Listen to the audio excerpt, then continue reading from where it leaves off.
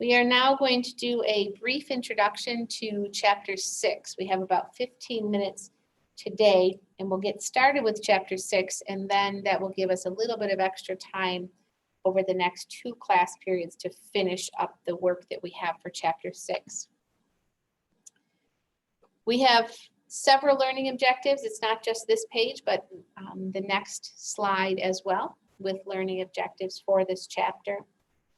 What we'll be talking about, what we'll be focusing our attention on in the exercises is using both the perpetual and the periodic inventory systems that we introduced in Chapter 5. So remember, the difference between those is how often we update our inventory accounts. Perpetual inventory system is perpetually or continually being updated whenever we have a transaction that affects our inventory. If we buy more product, we add it to the inventory account. If we sell product, we remove it from the inventory account. If we accept a return, we add it back to the inventory account.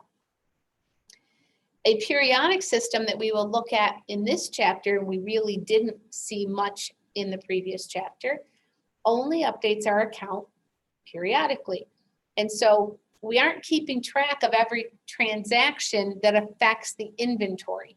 I don't mean we're not recording those transactions, but we're not recording them in the inventory account itself. We have a separate set of account for purchases, and we don't keep track of the cost of goods sold on a transaction by transaction basis as we do under the perpetual system. And what's new in this chapter is we're going to be looking at 3 different ways of determining the value of the inventory that we have. And you can see those here in learning objectives 3 and 4. They are FIFO, LIFO, and weighted average cost. So while we introduced the inventory systems in Chapter 5, in Chapter 6, our focus is on inventory valuation methods. So we know we have 100 units of the product, but how do we know how much they're worth? Now, if our prices, if our costs never changed, we wouldn't have any issue with this, right? We would just look at, well, how much does our supplier charge us? $10 a unit? Okay, that's the value, $10 a unit. But the reality is prices do change. We're living right now in a period of high inflation. And so we know that if we are a retailer, we are dealing with this. That the amount we have to pay our supplier for inventory this month is probably going to be higher than it was last month. And so how do we know when we say that we sold 10 units of product, how do we know which price to use?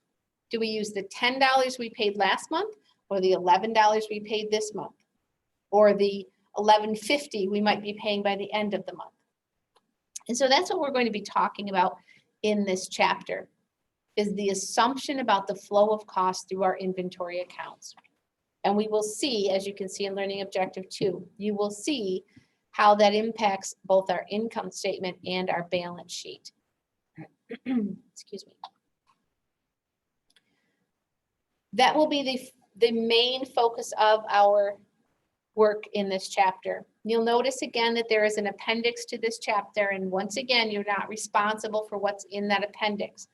We're not going to be doing exercises related to that. It will not be on your homework problem or on the exam.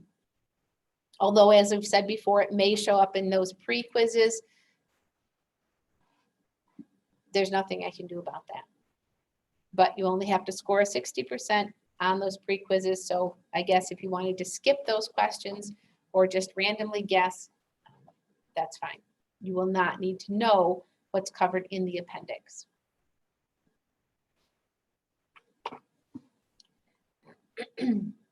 So we'll start with very brief discussion of how do we protect our inventory. So we spent time talking in the last chapter about inventory shrinkage and how do we record that when our actual inventory doesn't match up with what our records say we have. We said that a company is going to decide based on that level of inventory shrinkage what risk it has. That will come up again in the next chapter on internal controls. As a company, as a publicly traded company, one of our main responsibilities is to protect the investor, to protect the investor's investment. And part of that means protecting the assets of the company. Now, the most vulnerable asset is cash, but inventory also is a clear vulnerability for us. And so we need to make sure that we are, as much as possible, protecting that inventory from damage or from theft. So one way we do that is by the internal control system, the system of checks and balances that we have.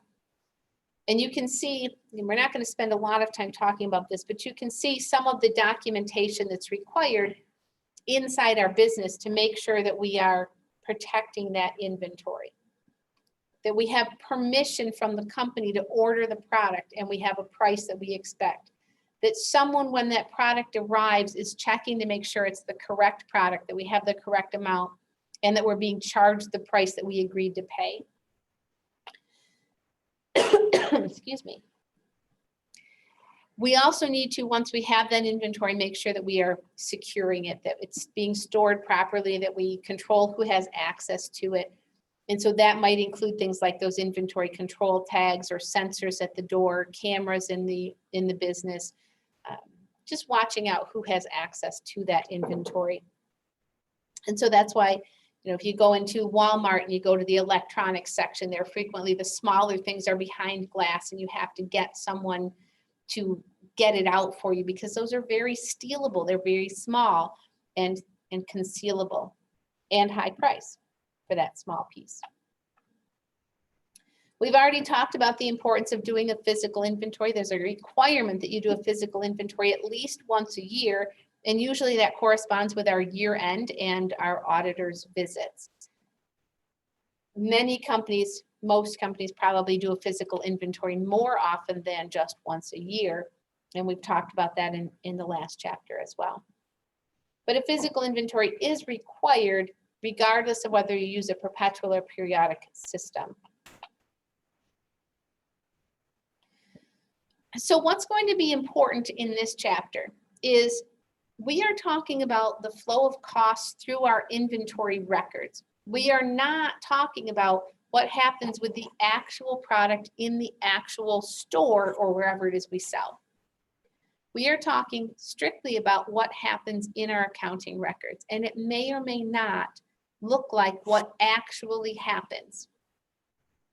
As I mentioned already, we're going to be looking at these three methods of valuing or costing our product that we're selling. We're going to be looking at, under both systems, perpetual and periodic, each one of these three methods. So by way of introduction, I'm just going to describe each one of the three. And then when we come back next class, we will start putting this into practice. We'll be ready for that to happen. The first method then is FIFO, first in, first out, FIFO. First in refers to the oldest product. First out means those are the ones that get sold first. Again, this may not be what actually happens in the store, and that doesn't matter. What matters is the assumption we make about what happens in our accounting records. So first in, first out means when you sell something, we're going to report in our accounting records that we sold the oldest item. So in a period of rising prices, as we are in right now, in a period of rising prices, the oldest product is going to be the lowest priced product, right? And if we sell the oldest stuff, that means our ending inventory will include the newest stuff, the highest priced stuff. The exact opposite of that is last in, first out, or LIFO. Last in refers to the stuff we just bought the most recently. And so in a period of rising prices, that is the highest priced stuff. And under the LIFO method, the assumption is we sell the newest stuff and we keep the oldest stuff, the lowest priced stuff in a period of rising prices.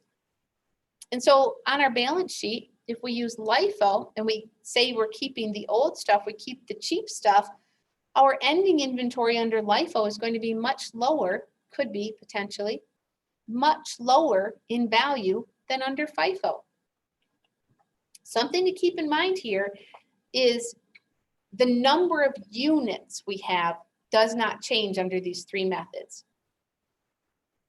So, as an example, we go out to the store, we go into the warehouse in our factory or whatever, and we count, we take that physical inventory.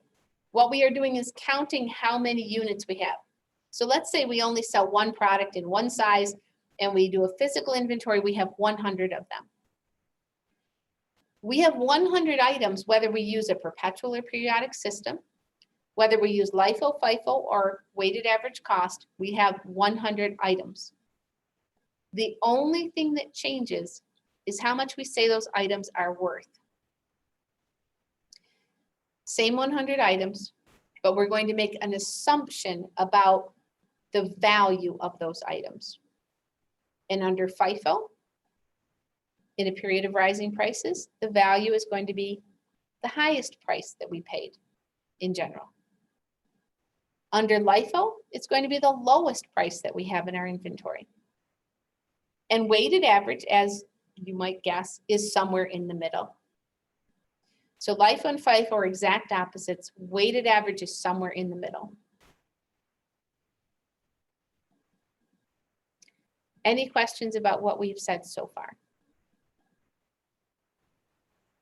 Okay. So let's actually, I think we will stop there for today because the next logical step is to start putting this into practice. So that gives us our overview for today. When we come in on Wednesday, we will pick right up, after answering any questions, we will pick right up with this exercise and we will work our way through perpetual inventory, FIFO, LIFO, average cost, periodic inventory, LIFO, FIFO, average cost. And you will see, and we'll do a comparison of the similarities and differences between the two systems and the three methods. Before we call it a day, does anyone have any questions?